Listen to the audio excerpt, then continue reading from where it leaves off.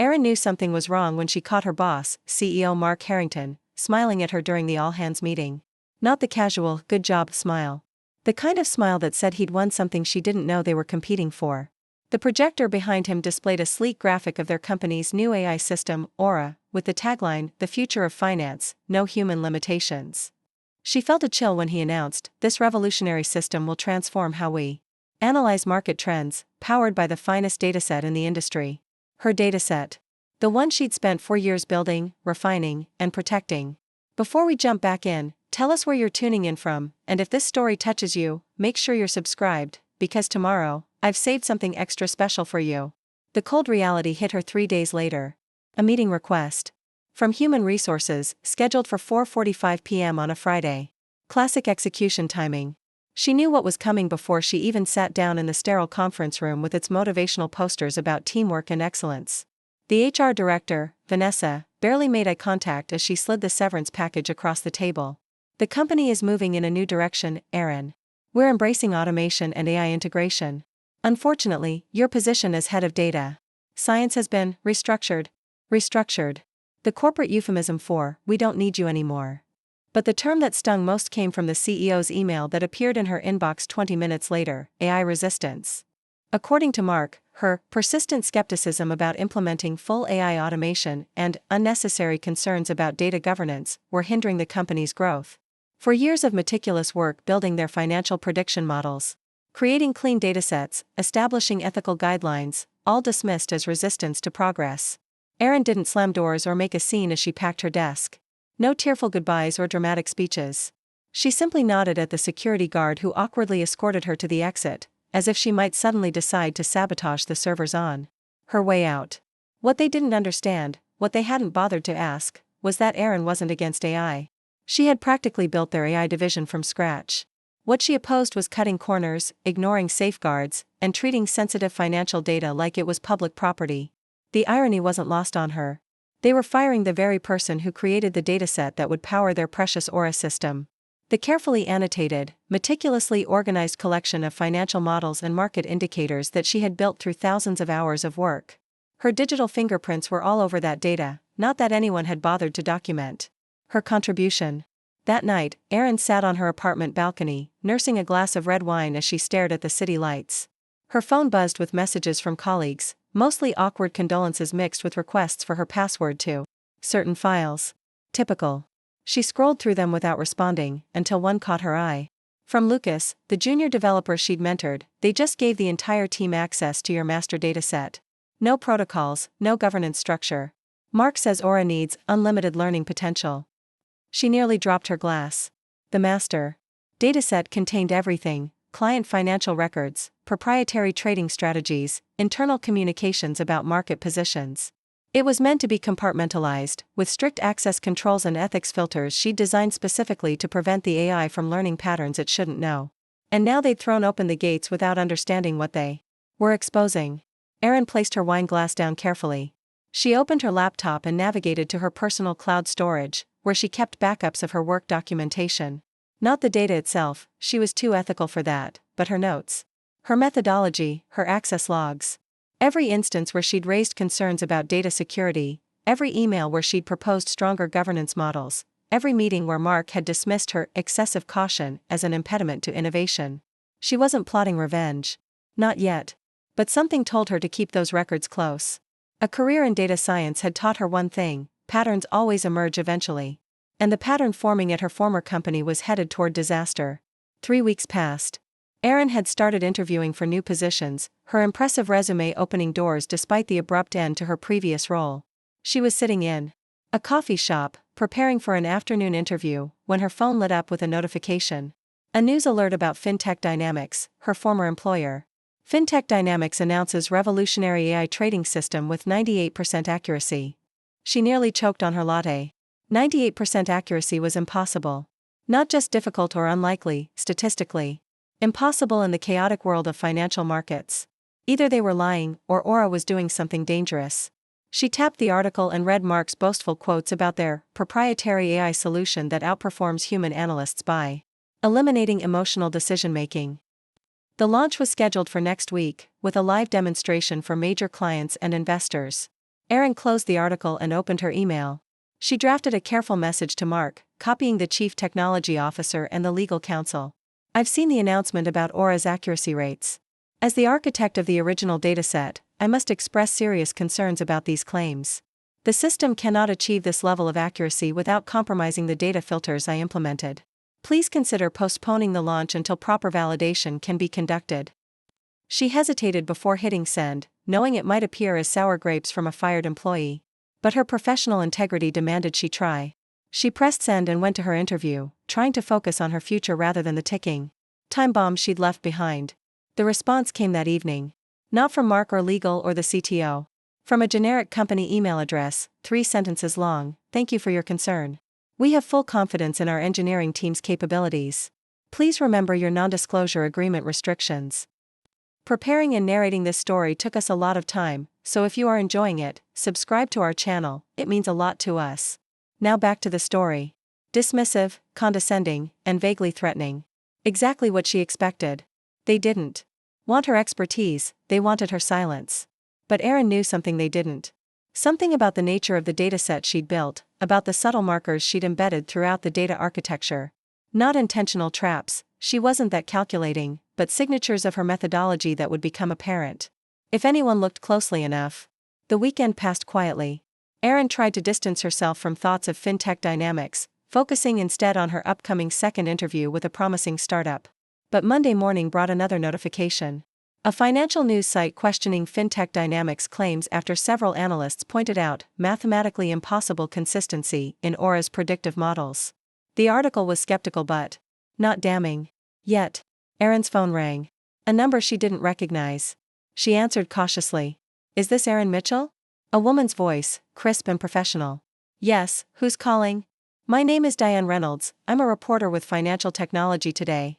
I'm working on a story about FinTech Dynamics' new AI system. Several sources have suggested I speak with you as the original architect of their data science division." Erin's heart raced.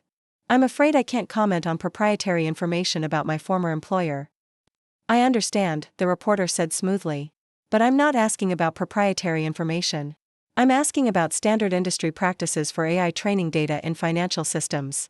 Hypothetically speaking, what would happen if someone removed ethical constraints from a financial prediction model?" Erin chose her words carefully. Hypothetically, an unconstrained system might show impressive short-term results by identifying patterns that shouldn't be acted upon. It could, for instance, learn to exploit market inefficiencies that exist because of legal or ethical boundaries. The results might look spectacular until they become catastrophic. "Interesting," said Diane. "And would there be warning signs before the catastrophe?" "There always are," Erin replied. "But you'd have to know where to look." After hanging up, Erin sat motionless, thinking about what she'd just done. She hadn't violated her NDA, she'd spoken only in generalities. But she'd opened a door for closer scrutiny. Part of her felt guilty. Another part remembered the dismissive email, the AI resistance label, the way 4 years of her career had been devalued and discarded. The Aura launch event was scheduled for Thursday. Erin wasn't invited, obviously, but the company was live streaming it for investors and media. She told herself she wouldn't watch it, that she was moving on. But Thursday morning found her in front of her laptop, coffee in hand, waiting for the stream to begin. Mark took the stage with his characteristic swagger, dark suit perfectly tailored, silver hair gleaming under the spotlights. "Today marks a new era in financial technology," he began, pacing the stage like a tech evangelist. "For too long, human limitation has been the bottleneck in financial analysis. Emotion, bias, fatigue, these human factors lead to inconsistency. Aura eliminates these variables." He gestured dramatically, and the massive screen behind him lit up with Aura's interface, sleek, minimal, with pulsing visualizations of market data. Aura doesn't just analyze the market. It understands it. At a level no human analyst could achieve. It sees patterns within patterns, correlations that would take teams of people years to identify. Erin leaned closer to her screen. She recognized the visualization format, she had designed it, but something was off about the data flow. It was moving too fast, processing too much at once.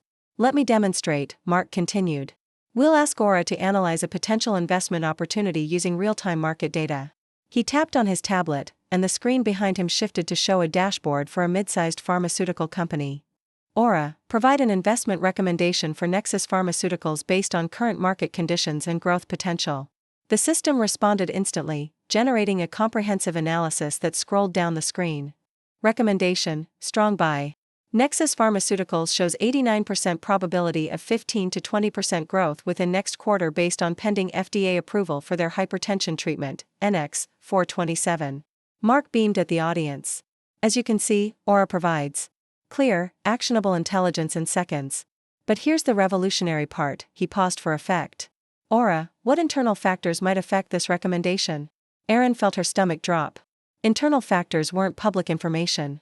They shouldn't be in the training data. The system responded smoothly. Nexus Pharmaceuticals has scheduled a board meeting for next Tuesday to discuss positive Phase 3 trial results that have not yet been made public. Based on similar patterns from 14 previous pharmaceutical companies, this indicates a 92% likelihood of positive announcement within 10 business days. Silence fell over the audience. Erin could almost feel the collective intake of breath. What Aura had just described was essentially insider trading, predicting stock movements based on non-public information. Mark seemed to realize it too late, his smile faltering for just a moment before he recovered. What Aura means, of course, is that it can identify typical corporate behavior patterns from publicly available historical data, he said smoothly. Let's move on to another example. But the damage was done. Erin could see audience members exchanging glances, some tapping rapidly on their phones. She minimized the live stream and quickly searched for Nexus Pharmaceuticals. Their stock was already moving, jumping 3% in the minutes since Aura's pronouncement. The market was reacting to information that shouldn't be public. Erin took a screenshot, then another as the stock continued to climb. She opened a secure email application and composed a message to the Securities and Exchange Commission's tip line, attaching the screenshots and a link to the live stream recording. She hesitated only briefly before pressing send. This wasn't about revenge. It was about preventing a financial disaster. By afternoon, financial news sites were buzzing with stories about the Aura demonstration. Most focused on the incredible technology, but a few raised questions about how the system could know about a non-public board meeting. FinTech Dynamics issued a hasty press release claiming Aura used advanced pattern recognition on publicly available data, and that any resemblance to non-public information was coincidental. Erin knew better. Aura had accessed something it shouldn't have, either through the unrestricted dataset they'd created after firing her, or through some connection to internal communications they'd carelessly fed into the system. Either way, it was a serious violation of securities regulations. Her phone rang again. Diane Reynolds. Did you see the demonstration? The reporter asked without preamble. I did. And? Erin took a deep breath. And I think you should look very carefully at what Aura said about Nexus Pharmaceuticals. We're already on it, Diane replied. But I need someone who understands these systems to explain exactly what happened today. Off the record, at first. Erin thought about her career, about her reputation in the industry, about the severance agreement she'd signed.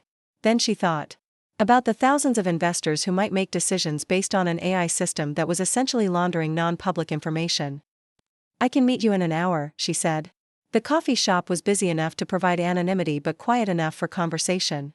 Diane arrived with a notebook and a focused expression that told Erin she already had a significant story in the works. I need to understand exactly how an AI system could know about a private board meeting, Diane said after they'd settled at a corner table. Is this some kind of corporate espionage? Erin shook her head. It's more likely unintentional, but equally serious. When I was at FinTech Dynamics, I built careful compartmentalization into our data architecture. The AI training data was separated from internal communications, client records, and other sensitive information. I also implemented ethical filters that prevented the system from making connections that could lead to regulatory issues. And you think those protections were removed? I know they were, Erin said firmly. I sent an email warning about exactly this possibility after I saw their accuracy claims. The system simply cannot achieve those results without accessing data it shouldn't have access to. Diane wrote rapidly in her notebook.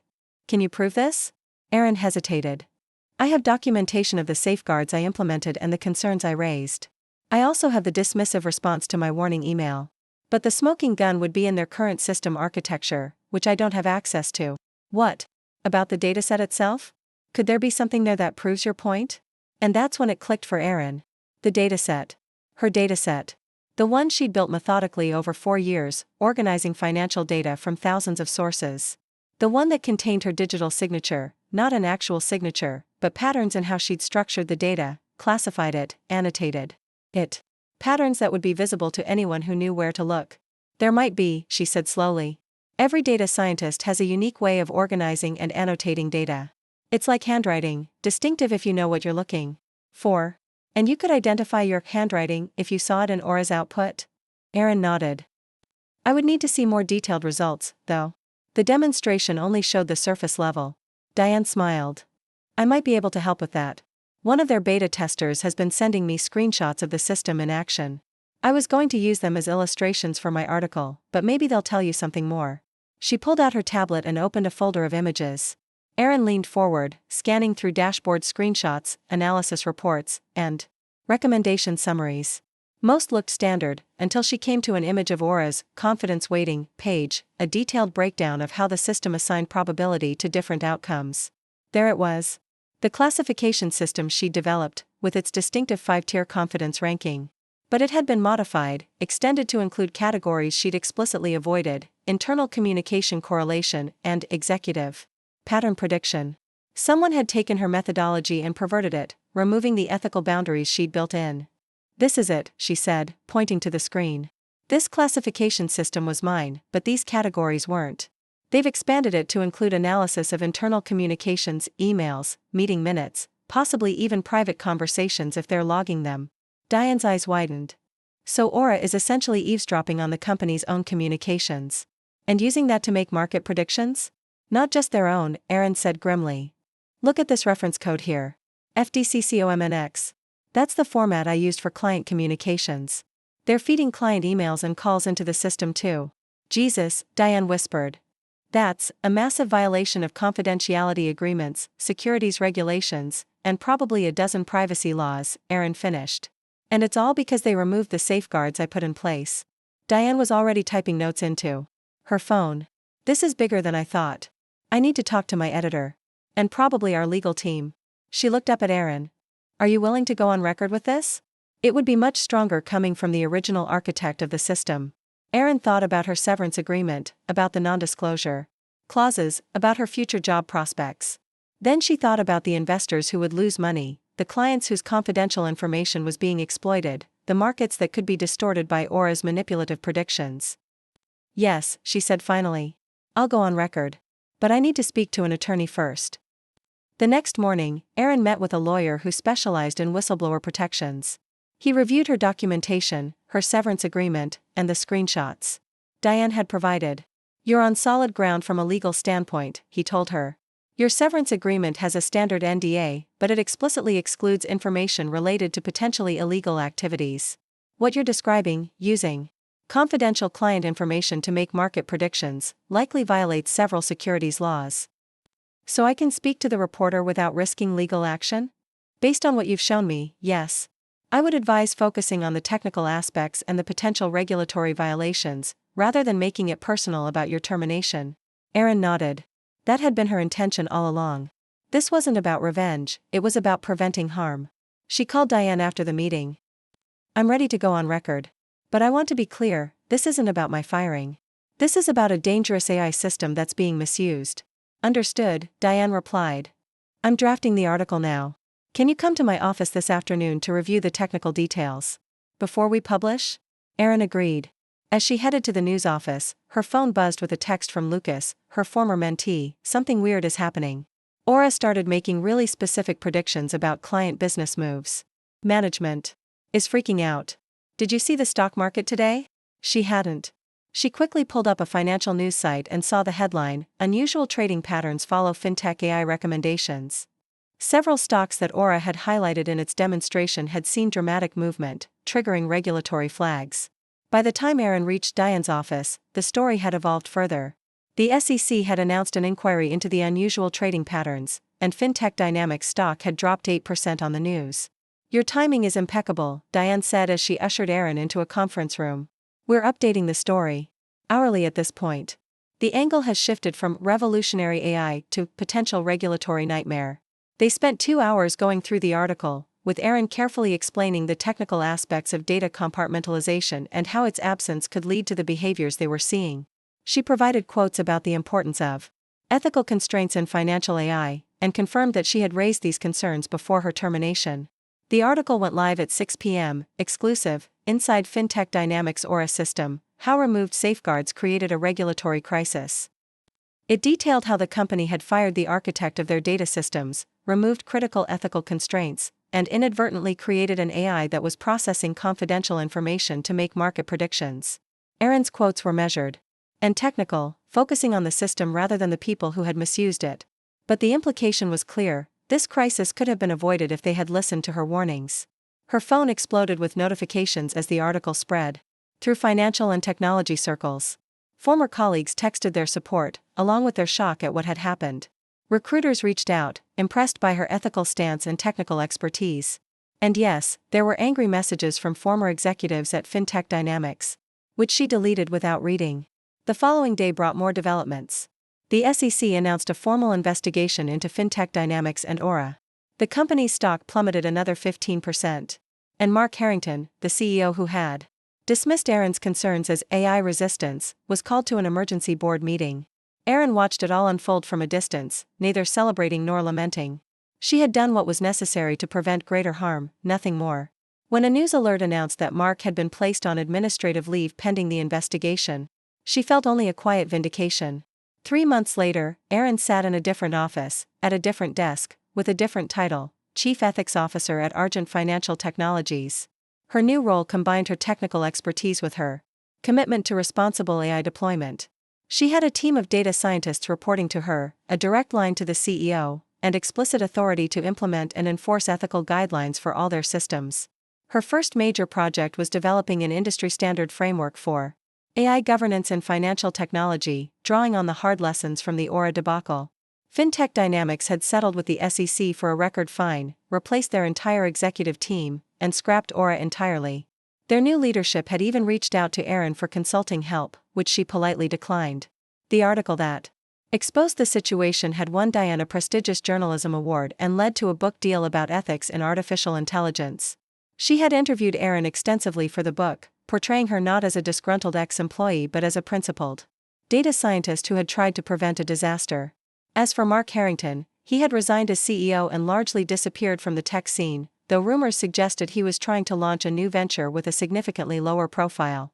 The phrase AI resistance had taken on new meaning. In the industry, no longer a dismissive label for those who questioned unchecked automation, but a badge of honor for professionals who insisted on responsible implementation. Erin's office at Argent had a wall of glass overlooking the city. As she worked late one evening, finalizing her ethics framework document, she noticed the lights of office buildings stretching into the distance, each representing thousands of people making countless decisions that affected the market, the economy, the future. AI systems like Aura were designed to predict and influence those decisions, but they could only be as ethical as the people who built and deployed them. Her phone buzzed with a message from her new CEO: "Board unanimously approved your ethics framework. Full implementation starting next quarter. Thank you for helping us build something we can be proud of." Erin smiled and turned back to her computer. She had transformed a painful firing into an opportunity to reshape how an entire industry approached artificial intelligence. Not through revenge or sabotage, but through expertise, principles, and the quiet power of being right. The dataset that had once been used to power an unethical system was now being referenced as a case study in her framework, an example of how proper governance could prevent misuse. Her digital fingerprints, once exploited, were now guiding an industry toward responsibility. It wasn't the career path she had expected.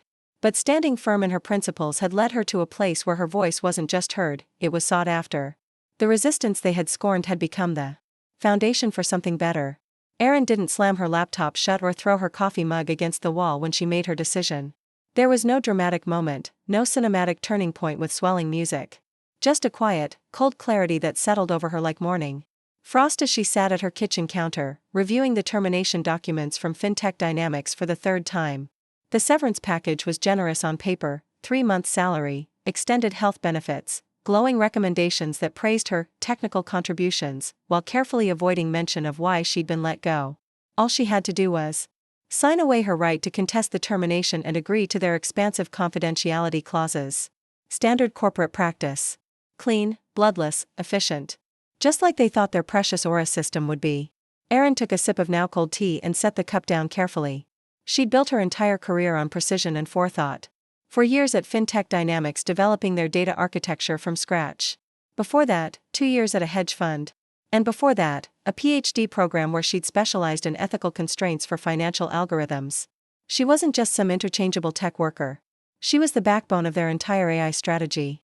And they discarded her because she insisted on safeguards. Because she'd raised concerns about how they were handling sensitive data. Because she wouldn't let them cut corners that could lead to disaster. AI resistance, Mark had called it in his final email to her. As if caution was obsolete. As if ethics were just speed bumps on the highway to innovation. Erin opened her personal laptop and navigated to a secured folder. Inside were copies of every email she'd sent about data governance, every presentation slide where she'd outlined potential risks, every meeting note where she'd advocated for stronger compartmentalization. She hadn't taken them out of spite when she left, she'd been archiving them all along, a habit born from years of working in environments where documentation was the only shield against blame. But now those files represented something else. Evidence. A paper trail showing exactly what FinTech Dynamics had been warned about and exactly what they'd chosen to ignore. She clicked through to a subfolder labeled Dataset Architecture. Here were her original design specifications for Aura's training data, the careful boundaries she'd constructed between client information, market analytics, and internal communications. The ethical filters that prevented the system from making connections that might violate regulations or privacy laws. The audit logs that would track any attempt to access restricted data. All of it implemented by her. All of it now apparently discarded as unnecessary constraint. Erin wasn't naive. She knew why they'd done it. Aura's selling point was its supposedly unparalleled predictive accuracy. The marketing materials promised it could identify market trends before they emerged, spot investment opportunities before competitors, generate insights no human analyst could match. But achieving that level of accuracy legitimately would take years of careful training and refinement.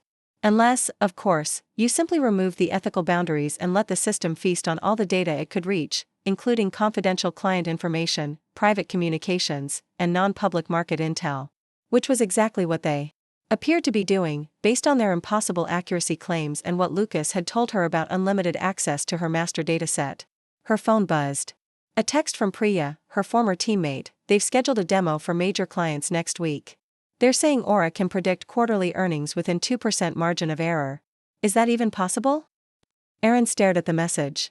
A 2% margin of error for earnings predictions was virtually impossible without insider information. Either they were lying to clients, or Aura was accessing data it shouldn't be able to access.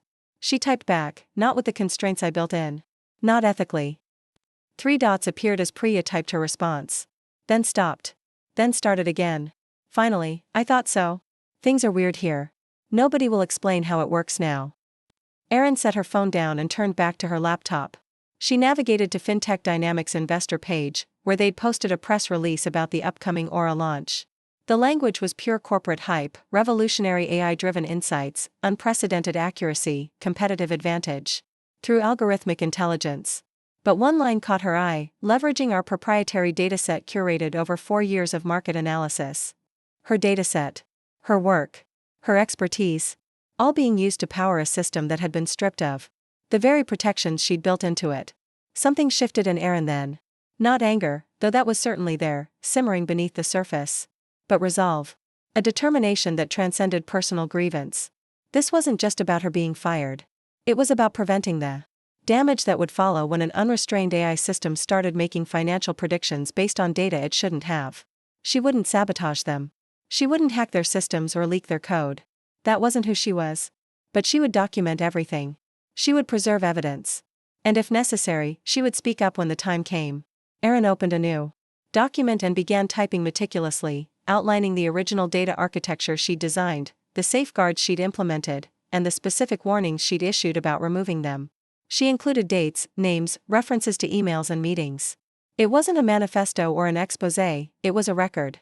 A clear, factual account of what had been built and what had been dismantled. When she finished, she encrypted the file and stored it securely. Then she turned to the severance agreement. She signed it. She needed the financial cushion while she looked for a new position, but added a handwritten note beside her signature. This agreement does not prevent disclosure of information related to potentially illegal activities as protected by whistleblower laws. A small addition, but an important one. She wasn't accusing them of anything yet. But she was leaving the door open, just in case. The next morning, Erin dropped the signed agreement at FinTech Dynamics reception desk. The receptionist, Jamie, gave her a sympathetic smile. "We'll miss you around here," Jamie said. "You always fixed the coffee machine when it broke." Erin managed a small smile in return. "Someone else will have to take over that duty now." "Yeah," Jamie replied, lowering her voice. "Between you and me, things are weird lately. Mark's got everyone working overtime on this Aura thing. Like, obsessed. Security protocols changing every day. New access restrictions. Even the cleaning crew needs special clearance now. Interesting. They were locking down physical access while apparently opening up data access. Typical corporate disconnect, focus on the visible security theater while ignoring the actually important digital safeguards." "Well, good luck with everything," Erin said, keeping her tone neutral. "I'm sure it'll all work out." As she walked away from the building that had been her professional home for 4 years, Erin felt lighter than she expected. Not happy, being fired was never going to be a positive experience, but focused. Clear-headed. Like she'd set down a heavy burden she hadn't realized she was carrying. The burden of trying to protect people who didn't want protection. Of implementing safeguards for those who saw safety as an inconvenience. Of being the voice of caution in a room full of people racing toward a cliff. She had done everything she could while she was there. Now it was time to watch from a distance and see if her warnings would prove correct. The answer came faster than she anticipated. Just 3 days after her final visit to the office, Erin was having coffee with a former colleague from her hedge fund days when her phone lit up with a news alert. FinTech Dynamics previews Aura AI system, claims revolutionary prediction capabilities. She opened the article, scanning quickly through the promotional language until she reached the specifics. Aura had been demonstrated to a select group of industry analysts, showing its ability to predict market movements with unprecedented accuracy. It had supposedly identified subtle correlations between seemingly unrelated economic indicators, generated investment recommendations that significantly outperformed market benchmarks in backtesting, and even predicted the exact timing of a recent corporate merger announcement. That last item made Erin's blood run cold. Predicting the timing of merger announcements wasn't just difficult, it was essentially impossible without non-public information. The dates of such announcements were closely guarded corporate secrets, decided in confidential board meetings and subject to strict disclosure regulations. Unless, of course, you had an AI system that was mining internal communications, client emails, and private financial data without ethical constraints. "Everything okay?" her coffee companion asked, noticing her expression.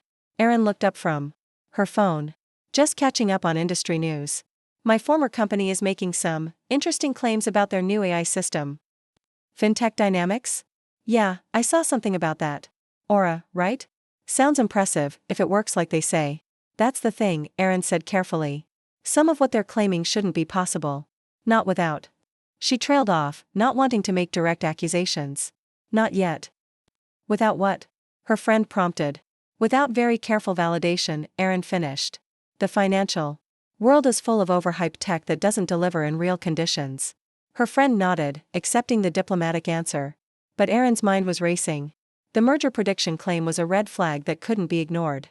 It strongly suggested Aura was accessing and processing information it shouldn't have, exactly what she'd warned about before her termination. When she got home, Erin opened her laptop and went straight to the SEC's website. She navigated to their tips and complaints portal, where individuals could report potential securities violations. She started filling out the form, then paused, cursor hovering over the submit button. This was a significant step. Once she filed an official complaint, there would be no going back. It could affect her career, her reputation in the industry, her relationships with former colleagues. And while she had documentation of her warnings and the safeguards she'd implemented, she didn't have concrete proof that FinTech Dynamics was actually misusing data. She closed the browser without submitting. Not yet. She needed more information, more evidence beyond just the suspicious claims in a press release.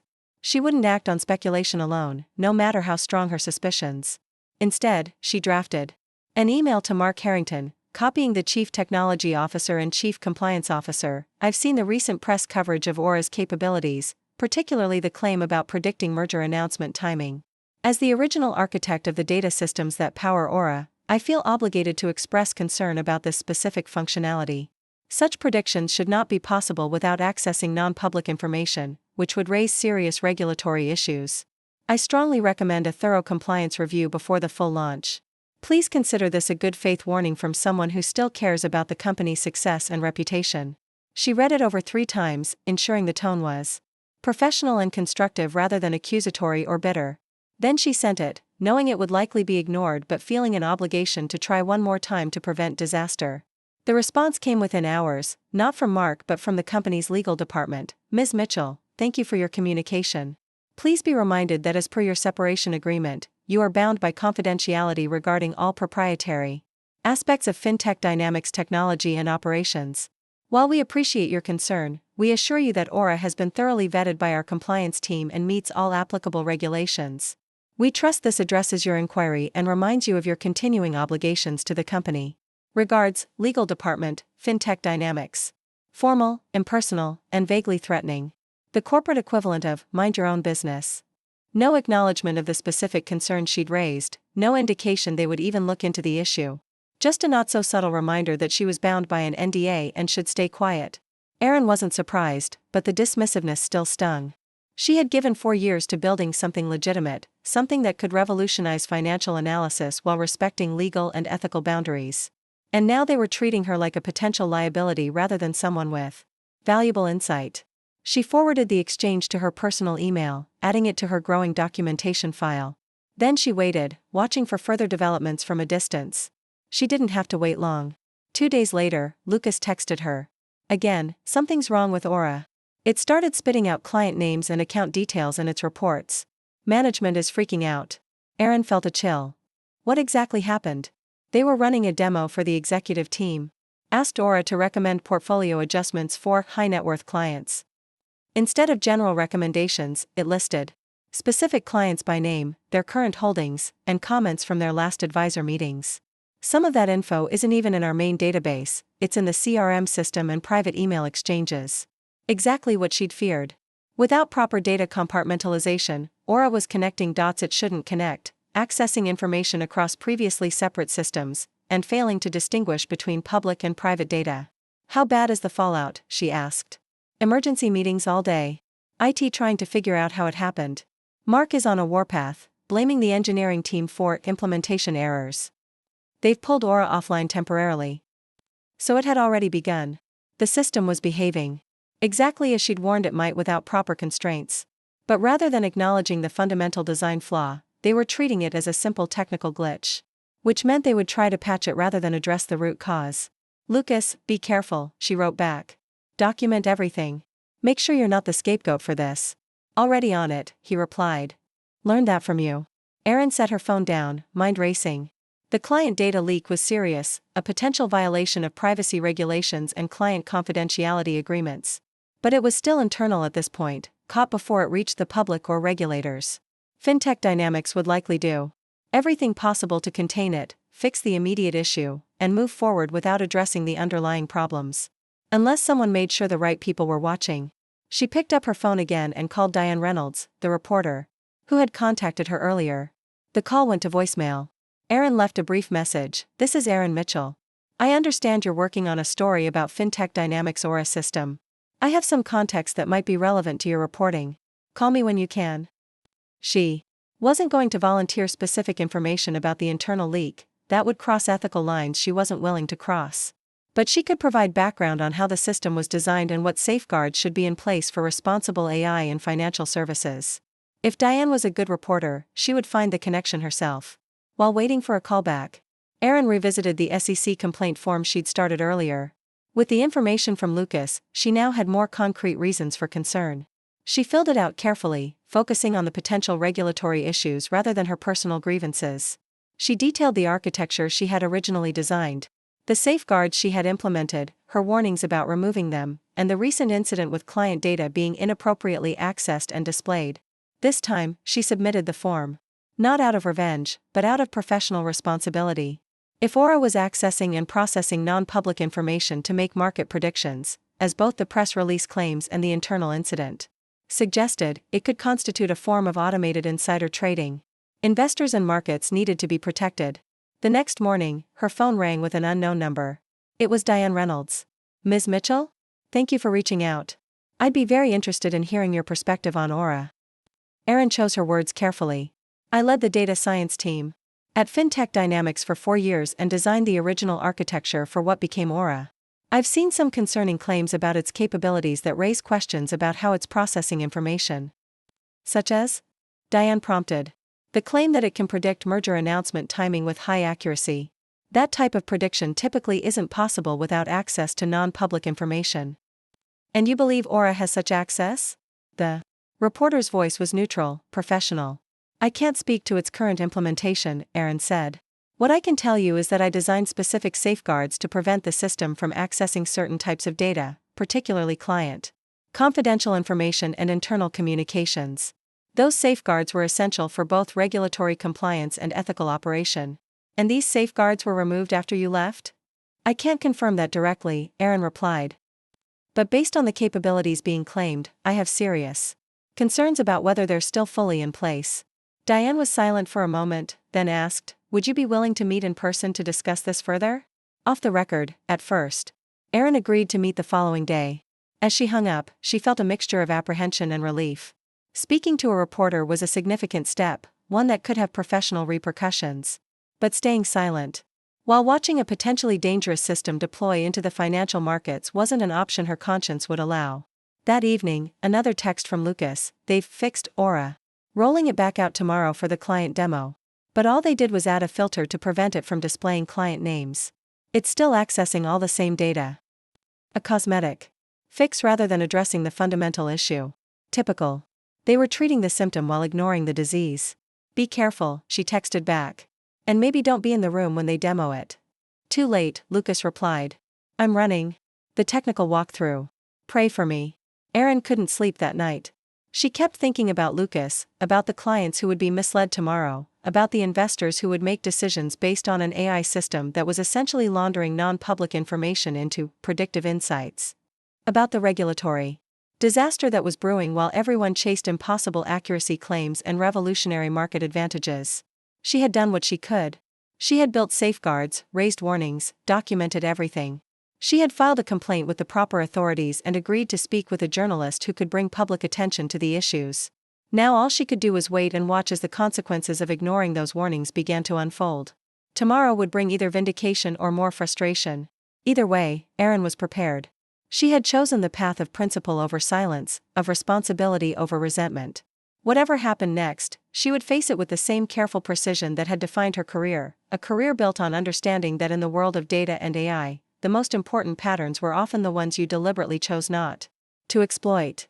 The coffee shop Erin chose for her meeting with Diane Reynolds was deliberately neutral territory, not too close to FinTech Dynamics offices, but not suspiciously far either.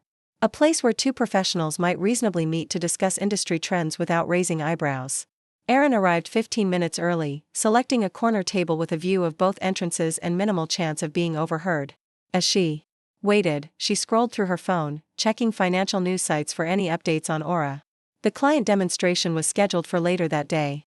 So far, the only coverage was anticipatory, analysts speculating about the system's potential impact on algorithmic trading, competitors issuing cautious statements about the need for transparency in AI-driven finance, investment forums buzzing with rumors about what Aura might be capable of. Diane arrived precisely on time, dressed in a subtle charcoal blazer that managed to look both professional and unremarkable, the uniform of someone who didn't want to be immediately identified as press. She ordered a coffee before joining Erin. A small but strategic buffer that allowed her to scan the room for familiar faces. Thank you for meeting with me, she said as she sat down, placing a small recorder on the table between them. As we discussed, this is off the record until we agree otherwise. Is that still acceptable? Erin nodded. Yes. And I appreciate your discretion. Let's start with your background, Diane suggested. Your role at FinTech Dynamics and your involvement with what became Aura. For the next 20 minutes, Erin outlined her career trajectory, her academic research and ethical AI constraints, her work at previous financial institutions, and ultimately her 4 years building FinTech Dynamics data architecture from the ground up. She explained how she had designed comprehensive datasets for financial analysis while implementing strict compartmentalization to prevent inappropriate data access. The key principle, she emphasized, was that an AI system should never have access to information that would be illegal for a human analyst to use. That means internal corporate communications, non-public client information, and anything that could constitute material non-public information under securities regulations. Diane took notes as Erin spoke, occasionally asking clarifying questions but mostly listening. And these safeguards were built into the original version of Aura? They were fundamental to its design, Erin confirmed. 3 separate data environments, each with distinct access protocols. Ethical filters that prevented certain types of pattern recognition across these environments. Audit logs that would flag any attempt to circumvent these boundaries. It wasn't just about compliance, it was about building a system that could deliver genuine insights without crossing legal or ethical lines. What changed? Diane asked, getting to the heart of the matter. Erin took a careful sip of her coffee before answering. About 6 months ago, there was increasing pressure to improve Aura's predictive accuracy. Our competitors were making bold claims about their own AI systems, and our executive team, particularly CEO Mark Harrington, became fixated on outperforming them. I began receiving directives to streamline the data architecture, to remove unnecessary constraints that were limiting Aura's learning capacity. And you resisted these changes? I explained why they were dangerous, Erin clarified. Not just from a regulatory standpoint, but from a business risk perspective. An AI system that learns from inappropriate data sources might show impressive short-term results, but it creates massive liability and eventually delivers insights that could constitute illegal market behavior. She described the increasingly tense meetings, the escalating pressure, the gradual sidelining of her concerns. The breaking point came when I discovered unauthorized changes to the data access protocols, changes that had bypassed normal review procedures and my direct oversight. When I documented these issues and raised them to executive leadership, I was labeled as resistant to innovation and creating obstacles to progress. Leading to your termination, Diane supplied. 3 weeks later, I received notice that my position had been eliminated as part of a strategic restructuring to embrace AI automation, Erin confirmed. The irony being that I was literally the architect of their AI strategy. Diane's expression remained neutral, but her rapidly moving pen revealed her interest. What specific capabilities is Aura now claiming that concern you? Erin outlined the red flags from the press materials, the impossibly accurate earnings predictions, the merger announcement timing insights, the claims about identifying subtle correlations that human analysts missed. These capabilities, at the level of accuracy they're claiming, strongly suggest the system is accessing and processing data it shouldn't have. Particularly the merger announcement predictions, that's simply not possible without some form of access to non-public information. Do you have evidence of this? Diane asked directly. I have documentation of the safeguards I implemented and the warnings I issued about removing them, Erin replied carefully. I also have the dismissive response I received when I raised concerns after seeing their initial claims. But the smoking gun would be in their current system architecture, which I obviously don't have access to. Diane nodded, understanding the limitation. What prompted you to come forward now? You could have simply moved on to a new position and left this behind. The question was fair, and Erin had anticipated it. Professional responsibility, she said simply. I've dedicated my career to developing AI systems that operate ethically and legally. If Aura is being deployed without proper safeguards, it poses serious risks, to investors who rely on its recommendations, to clients whose confidential information might be compromised, and to market integrity if it's essentially automating a form of insider trading. I couldn't remain silent knowing what might be happening. They talked for another half hour, with Diane probing specific technical aspects of the data architecture and Erin explaining the concepts in terms a non-specialist could understand. As they wrapped up, Diane turned off her recorder. Thank you for your time and insights, she said. I'm going to continue investigating this story. If what you're suggesting is accurate, it's potentially very significant. Would you be willing to go on the record if I find corroborating evidence? Erin had considered this question carefully before the meeting. Yes, she said. With 2 conditions. First, the focus should be on the technical and regulatory issues, not on my personal grievances about being fired. And second, I want to review any direct quotes attributed to me before publication. That's reasonable, Diane agreed. I'll be in touch as things develop. As they parted ways, Erin felt a weight lift from her shoulders. She had shared her concerns with someone who had the platform to bring them to light, without crossing any ethical lines herself. She hadn't disclosed confidential technical details or proprietary code. She had simply outlined the general architecture she had designed and the potential consequences of dismantling its safeguards. Now it was a waiting game, to see what would happen at the client demonstration, what Diane would uncover in her investigation, and whether the SEC would act on her whistleblower complaint. She didn't have to wait long for the first domino to fall. At 3:42 p.m., her phone lit up with a text from Lucas. Holy shit. It happened again. Worse this time. Erin's heart raced. What happened? Aura was asked to analyze investment opportunities in the healthcare sector. It started listing companies as acquisition targets with specific timing predictions. Then it cited internal communications at Meridian Healthcare as the source for one prediction. Client representatives from Meridian were in the room. Erin closed her eyes momentarily, imagining the scene.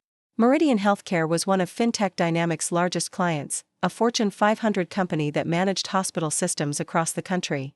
If Aura had somehow accessed and then revealed their internal communications about potential acquisitions in a room full of financial professionals, it was more than embarrassing. It was potentially a massive securities law violation. What was the reaction? She texted back. Total disaster. Meridian exec went pale, then furious. Started demanding to know how Aura had access to their internal communications. Mark tried to play it off as a terminology error, but nobody bought it. Meeting ended abruptly. Legal team pulled into emergency session. I've been told to prepare all system logs for review. This was exactly the scenario Erin had warned about repeatedly. Without proper data compartmentalization, Aura was not only accessing confidential client information but publicly revealing it, creating a disclosure event that could have serious legal and financial repercussions. Save everything, she advised. Lucas. Every log, every error report, every change to the system architecture since I left. Protect yourself. Already on it, he replied. But I'm being called into a meeting now. We'll update when I can. Erin set her phone down, mind racing. The Meridian incident would force FinTech Dynamics to acknowledge the problem. They couldn't dismiss it as a minor glitch or implementation error anymore. But their likely response would be to circle the wagons, limit information flow, and attempt to contain the damage rather than address the root cause. She needed to act before that happened. She picked up her phone again and called Diane. Something's happened at the client demonstration, she said when the reporter answered. You should start making calls to your sources. Ask specifically about Meridian Healthcare and whether there was an incident involving their internal communications. That's specific, Diane noted. Do you have direct knowledge of this? I've heard there was a significant issue at today's demonstration, Erin said carefully. But you should verify independently. I will, Diane promised. And Erin, if you hear anything more, call me immediately. For the next several hours, Erin monitored financial news sites and messaging boards for any hint of what was happening at FinTech Dynamics. There was nothing at first. The client demonstration had been private, with attendees likely bound by non-disclosure agreements. But by early evening, small cracks appeared in the wall of silence. A cryptic tweet from a financial analyst, interesting demo at FTD today. Aura may know more than it should. Hashtag data privacy, hashtag compliance, a brief item on a financial blog noting that Meridian Healthcare stock had experienced unusual volatility in late afternoon trading, with no apparent news catalyst. A LinkedIn post from a risk management consultant that mentioned a significant AI governance failure at a leading fintech firm without naming names. Then, at 8:17 p.m., the dam broke. A major financial news site published a breaking story, FinTech Dynamics Aura demonstration halted after apparent data breach. The article was light on specifics but mentioned that multiple sources had confirmed an incident involving sensitive client information during a demonstration of the company's new AI system. FinTech Dynamics had issued a terse statement saying they were reviewing an isolated technical issue and had temporarily paused demonstrations while our team completes standard quality assurance protocols. Erin's phone buzzed with a text from Diane, story breaking. Need to talk ASAP. They spoke for 20 minutes, with Erin providing context about what the technical issue likely meant and explaining the potential regulatory implications. She agreed to be quoted as a former senior data scientist who had worked on Aura's original design, expressing concern about the system's apparent access to confidential client information. This isn't just a technical glitch, she told Diane, knowing her words would appear in print. If Aura is accessing and revealing non-public information, it raises serious questions about data governance and compliance with securities regulations. AI systems must be held to the same legal standards as human analysts when it comes to handling sensitive financial information. By morning, the story had expanded significantly. Multiple financial news outlets were reporting on the incident, with more details emerging about what exactly had happened. FinTech Dynamics stock had dropped 7% in pre-market trading. The company had issued an updated statement announcing a comprehensive review of Aura's data access protocols and a temporary suspension of the system's deployment. Erin's phone buzzed continuously with messages from former colleagues, industry contacts, and even recruiters impressed by her quoted expertise in the news coverage. But the message that caught her attention came from an unfamiliar number. "This is Sandra Merritt, senior investigator with the SEC's Division of Enforcement. We've received information regarding potential securities law violations involving FinTech Dynamics Aura system. Based on your background and recent public statements, we believe you may have relevant insights. Please contact me at your earliest convenience to discuss." Erin felt a mixture of vindication and apprehension. The SEC's involvement meant her concerns were being taken seriously at the highest regulatory level. But it also meant the situation was escalating beyond what even she had anticipated. She called the investigator and agreed to an interview the following day. Then she contacted a securities lawyer recommended by a former colleague, not because she had done anything wrong, but because she needed to understand exactly how to navigate the upcoming discussions while protecting herself professionally. The lawyer, a former SEC attorney herself, was reassuringly direct. "Based on what you've told me, you're in a whistleblower position, which comes with certain protections. The key is to stick to factual information within your direct knowledge. Don't speculate about what may have happened after you left. Focus on the architecture you designed, the safeguards you implemented, the warnings you issued, and the directives you received to modify those safeguards." Erin nodded, taking careful notes. "And the non-disclosure agreement I signed? NDAs cannot legally prevent you from reporting potential violations to regulatory authorities," the lawyer explained. "They also don't override whistleblower protections. That said, we'll need to be careful about public statements beyond what you've already made. The SEC interview is protected, random conversations with other journalists are not."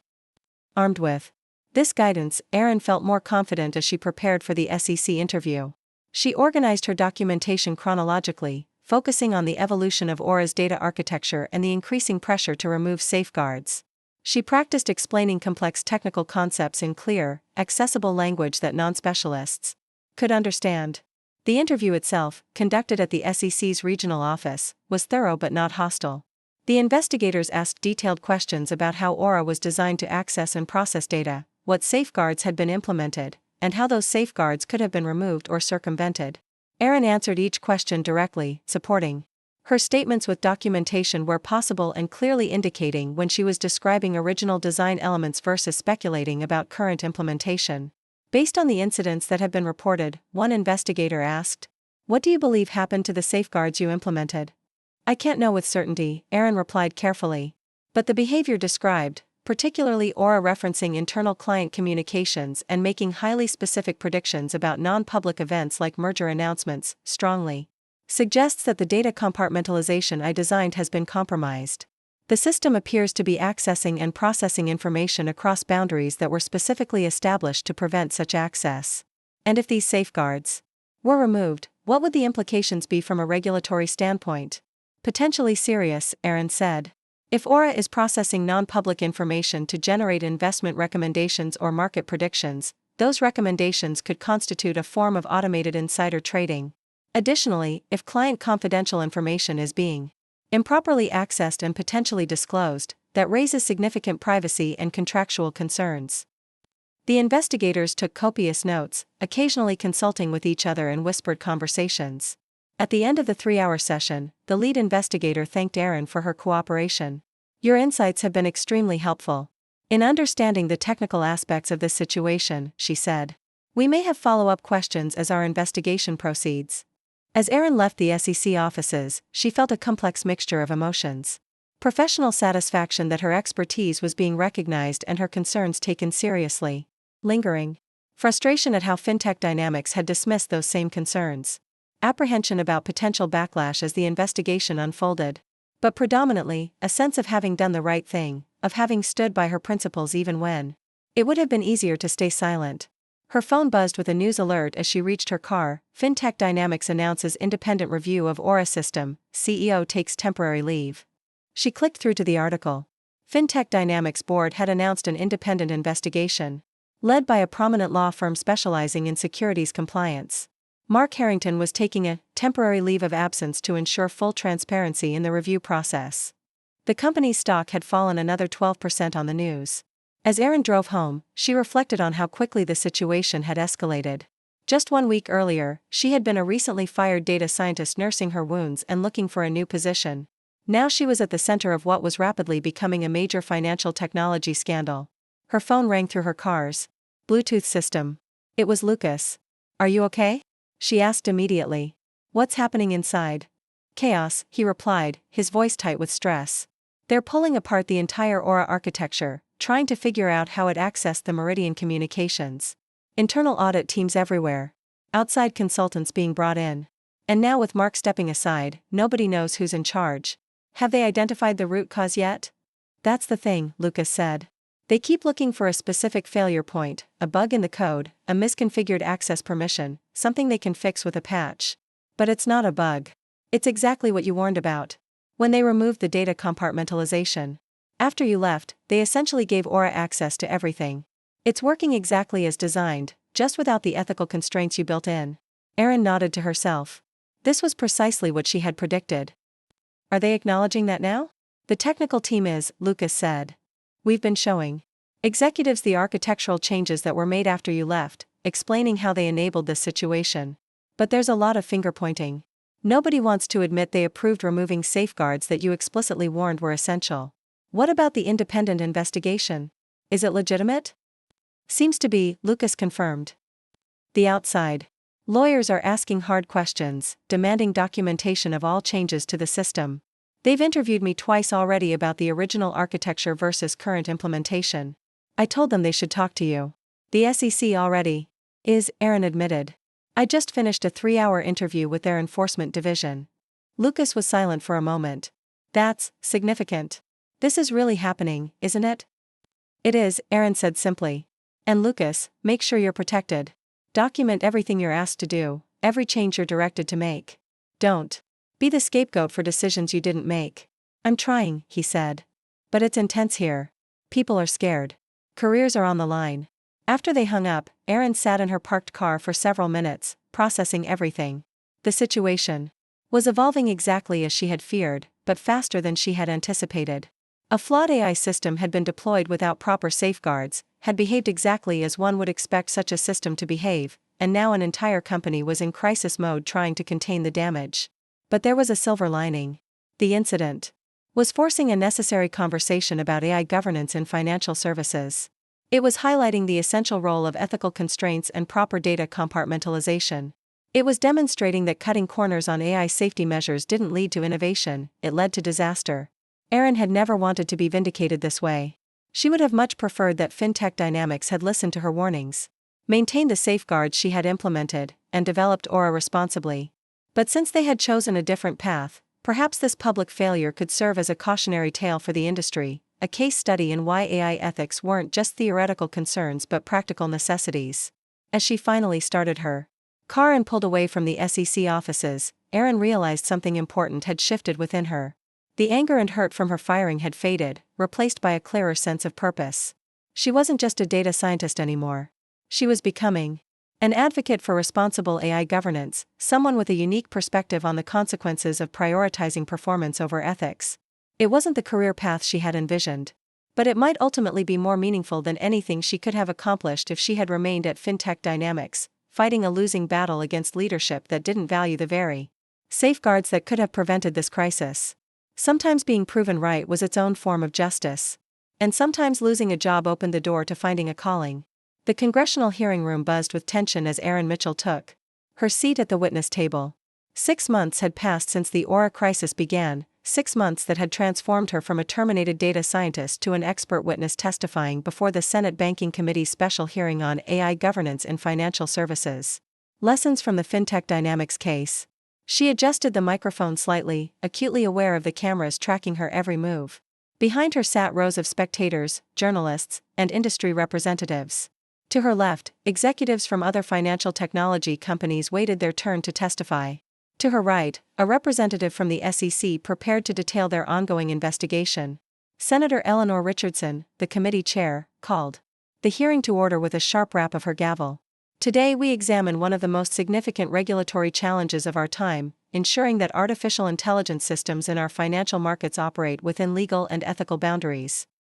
She turned her gaze directly to Erin. Ms. Mitchell, as the original architect of the Aura system at the center of this case, we appreciate your willingness to share your expertise with this committee. Erin leaned forward slightly. Thank you, Senator. I'm here because I believe this case illustrates critical issues that extend far beyond one company or one AI system. Please begin by explaining, in terms this committee can understand, what went wrong with Aura and why it matters to our financial markets. Taking a deep breath, Erin launched into the testimony she had carefully prepared. She explained how Aura had been designed with specific safeguards, data compartmentalization, ethical filters, and audit logs that were subsequently removed or bypassed in pursuit of greater predictive accuracy. She detailed how these changes had allowed the system to access and process non-public information, generating predictions and recommendations that potentially violated securities regulations. The fundamental issue, she emphasized, wasn't a technical malfunction. The system was working exactly as it had been reconfigured to work. The failure was in governance, in the decision to prioritize performance metrics over compliance with legal and ethical boundaries. Senator Richardson nodded thoughtfully. And in your professional opinion, was this an isolated case of one company cutting corners, or does it represent a broader risk in the industry? It represents a systemic risk, Erin replied without hesitation. The pressure to demonstrate superior AI performance is intense across the financial sector. Without clear regulatory frameworks and mandatory safeguards, there will always be a temptation to remove constraints that limit what these systems can do, even when those constraints exist for essential legal and ethical reasons. For the next hour, Erin fielded questions from committee members. She explained technical concepts in accessible language, offered specific recommendations for regulatory oversight, and repeatedly emphasized that effective AI governance required both technical safeguards and human accountability. Throughout, she maintained a calm, authoritative presence that belied her initial nervousness about testifying. When Senator Richardson finally thanked her and called the next witness, Erin felt a profound sense of closure.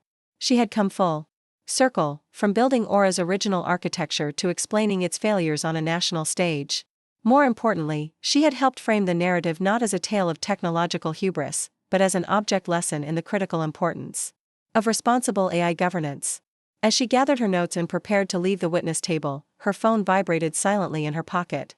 She would check it later, already anticipating the flood of messages from colleagues, journalists, and the growing network of AI ethics advocates who had rallied around her perspective in recent months. The path from that congressional hearing to her current position had not been straight or simple. The 6 months following her testimony had brought challenges, opportunities, and unexpected turns that had ultimately led her to a place she could never have anticipated when she first received that termination email from FinTech Dynamics. 2 weeks after the hearing, Erin had received a call from Caroline Zhang, the newly appointed CEO of Meridian Healthcare, the very client whose confidential communications had been exposed during Aura's infamous demonstration. Ms. Mitchell, I've been following your public statements about responsible AI governance with great interest, Zhang had said, her voice precise and measured. Meridian is establishing a new division focused on ethical data systems for healthcare analytics. We need someone who understands both the technical architecture and the ethical implications. Someone who has demonstrated the courage to stand by their principles even when it was professionally difficult. I believe you might be that person. The offer that followed had been unexpected but intriguing. Chief Ethics Officer for Meridian's new AI governance division, with a substantial budget, a dedicated team, and direct reporting lines to both the CEO and the board's compliance committee. The role would involve designing ethical frameworks for healthcare data systems, implementing governance structures that balanced innovation with compliance, and helping shape industry standards through engagement with regulatory bodies. Erin had taken time to consider the offer carefully. Her profile had risen considerably since the Aura incident, and she had multiple opportunities on the table: consulting roles, academic positions, even venture capital firms seeking her expertise in evaluating AI startups. But the Meridian offer represented something different, a chance to build something positive from the ground up, rather than simply critiquing what had gone wrong elsewhere. She had accepted, with one condition, that her employment agreement explicitly protect her right to speak publicly about AI ethics issues, even when those perspectives might be challenging to the healthcare industry's standard practices. Zhang had agreed without hesitation. Now, 18 months after the Aura crisis first broke, Erin stood at a podium in Meridian's headquarters, addressing the launch event for their Responsible AI Certification Program, an initiative she had conceived and developed over the past year. Today marks not just the launch of a certification program, but a new approach to AI governance in healthcare, she began, surveying the room filled with industry leaders, regulators, and media representatives. An approach that recognizes ethical constraints not as limitations on innovation, but as foundations for sustainable, trusted systems that truly serve patients and providers. The certification framework she outlined represented a synthesis of everything she had learned, from building Aura's original architecture, through witnessing its collapse when safeguards were removed, to helping craft the regulatory guidelines that had emerged from congressional hearings and SEC investigations. It established clear standards for data compartmentalization, ethical filtering, audit mechanisms, and human oversight in healthcare AI systems. What happened at FinTech Dynamics wasn't just a cautionary tale, she continued. It was a necessary wake-up call, a reminder that in our rush to deploy ever more powerful AI systems, we cannot sideline the essential guardrails that keep these systems within ethical and legal boundaries. As she spoke, Erin felt a deep sense of purpose that transcended the professional humiliation she had experienced when Mark Harrington had dismissed her as resistant to innovation and eliminated her position. That termination, painful as it had been, had ultimately freed her to become something more impactful than just another corporate data scientist, an influential voice shaping how an entire industry approached AI governance. The aftermath of the Aura scandal had been seismic for FinTech Dynamics. The SEC investigation had resulted in record fines for securities violations. Class action lawsuits from investors and clients had forced the company to establish a substantial settlement fund. Mark Harrington's temporary leave had become permanent, his reputation in the industry severely damaged by emails that emerged during discovery, emails in which he had explicitly directed the removal of ethical constraints that Erin had implemented, dismissing her warnings as unnecessary caution that was holding back innovation. The company itself had survived, but in a drastically altered form. New leadership had been brought in to rebuild trust, the Aura system had been completely redesigned with robust governance controls, and, in perhaps the most ironic twist, they had established an independent AI ethics committee modeled on recommendations Erin had made during her congressional testimony. Lucas, her former mentee who had provided crucial information during the crisis, had been promoted to lead the redesign effort. They're basically rebuilding everything according to your original specifications, he had told her during a coffee meetup 3 months after the scandal broke. Only now they call it industry-leading governance instead of excessive caution. Erin had smiled at that. Funny how quickly perspectives can change when regulators get involved. As her presentation at Meridian concluded, Erin invited questions from the audience. A financial reporter raised his hand first. Ms. Mitchell, you've become something of an icon in the AI ethics movement since the FinTech Dynamics case. Looking back, do you think being fired was actually the best thing that happened to your career? The question caught her slightly off guard. With its bluntness, but she considered it seriously before responding. I wouldn't frame it quite that way, she said carefully. Being terminated for raising legitimate concerns about AI safeguards wasn't a positive experience. But it did create an inflection point, a moment where I had to decide whether to quietly move on or to stand firmly by the principles I believe in. She paused, gathering her thoughts. What I've learned is that sometimes our greatest professional contributions come not from comfortable positions within organizations that already share our values, but from the courage to speak uncomfortable truths when necessary. Would I have preferred that FinTech Dynamics had simply listened to my warnings and maintained proper safeguards? Absolutely. But since that didn't happen, I'm grateful that the resulting situation has catalyzed meaningful change in how we approach AI governance. The reporter nodded, seemingly satisfied with her response. Another hand rose, this time from a young woman Erin recognized as a recently graduated data scientist who had joined Meridian's team. You could have pursued many different paths after. Your congressional testimony raised your profile. Why did you choose to come to Meridian and focus on healthcare AI specifically? Erin smiled. Healthcare data is perhaps the most sensitive information we entrust to technology systems. It's deeply personal, often vulnerable, and literally life-impacting.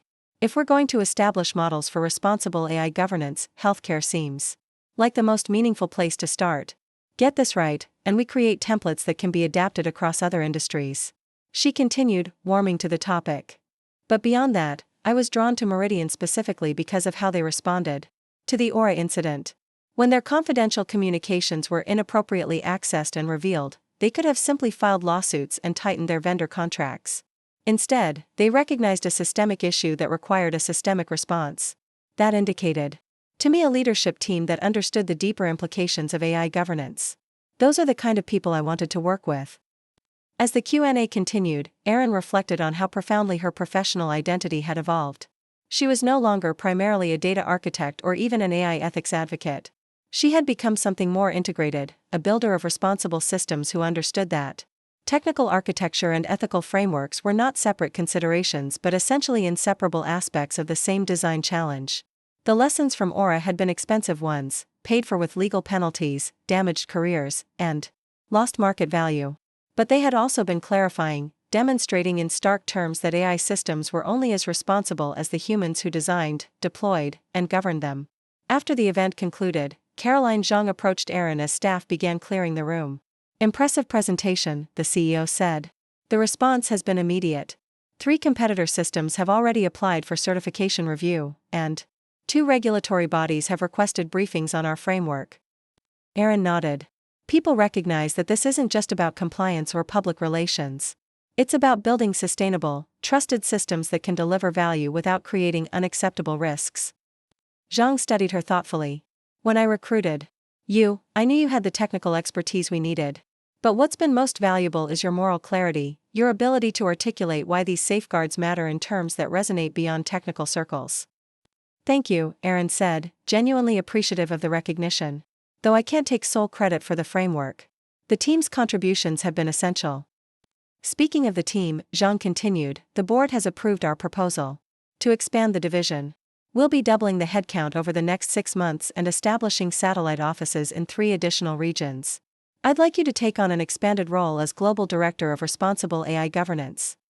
The offer represented another step up, more responsibility, greater influence, increased resources to implement the vision she had been developing. But what struck Erin most wasn't the title or the scope, but the validation of the approach she had championed even when it had cost her previous position. "I'd be honored," she replied simply.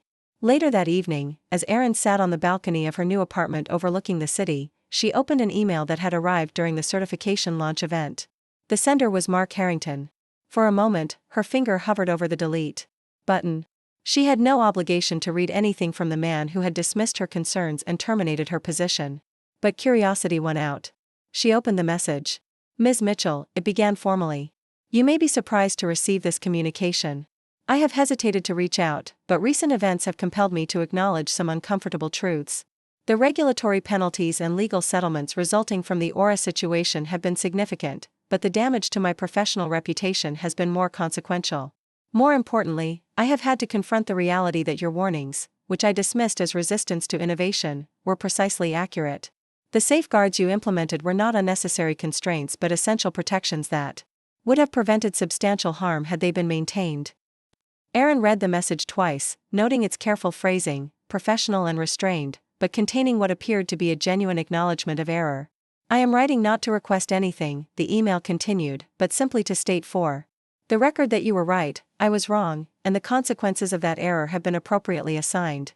I have followed your subsequent career with interest and note that your expertise in responsible AI governance is now recognized industry-wide. This represents a validation that, while belated, is entirely deserved." It was signed simply Mark Harrington, with no title or company affiliation. Erin sat with the message for several minutes, processing her reactions. There was a certain satisfaction in this vindication, of course. But what struck her most was how distant the whole Aura crisis now felt, how completely her professional identity had evolved beyond that specific conflict with that specific executive. She composed a brief, measured reply. "Mr. Harrington, I appreciate your message and the reflection it represents. The Aura situation demonstrated systemic issues in AI governance that extend far beyond any individual or company. I hope the lessons learned will continue to inform how our industry approaches these challenges moving forward." After sending it, she set her phone aside and gazed out at the city lights. The journey from terminated data scientist to industry thought leader had been unexpected and not without difficulties. But it had led her to a place of greater impact and clearer purpose than she could have imagined when she first received that cold termination email. The true validation wasn't in Harrington's belated acknowledgement or even in her new executive role. It was in seeing principles she had long advocated: proper data compartmentalization, ethical constraints, human oversight, transparent governance, becoming standard practice across an industry that had once treated them as optional extras that slowed innovation. She had lost a job but found a calling. She had been labeled resistant to progress but had ultimately helped redefine what progress should look like in responsible AI development. She had been terminated for insisting on safeguards but had gone on to build frameworks that made those safeguards industry standards. Sometimes, Erin reflected, professional growth comes not from climbing a predetermined ladder but from standing firmly on principle, even when that stance carries significant personal cost. The path forward isn't always visible when you make such a stand. But integrity creates its own opportunities, often more meaningful than those available within systems that require you to compromise your professional judgment. As the city lights twinkled below, Erin felt a profound sense of alignment between her technical expertise and her ethical convictions, between her professional role and her personal values. The road from that termination email to this moment had been neither straight nor easy. But it had led to exactly where she needed to be. In the end, being fired for AI resistance hadn't ended her career. It had revealed its true purpose. And the dataset she had built with such care, the one they had misused after dismissing her concerns, had ultimately taught the entire industry a lesson it wouldn't soon forget, that in the world of artificial intelligence, safeguards aren't obstacles to innovation. They're the only thing that makes innovation sustainable. That was a legacy worth building, even if she'd had to lose a job to find it. Up next, you've got 2 more standout stories right on your screen. If this one hit the mark, you won't want to pass these up. Just click and check them out. And don't forget to subscribe and turn on the notification bell, so you don't miss any upload from us.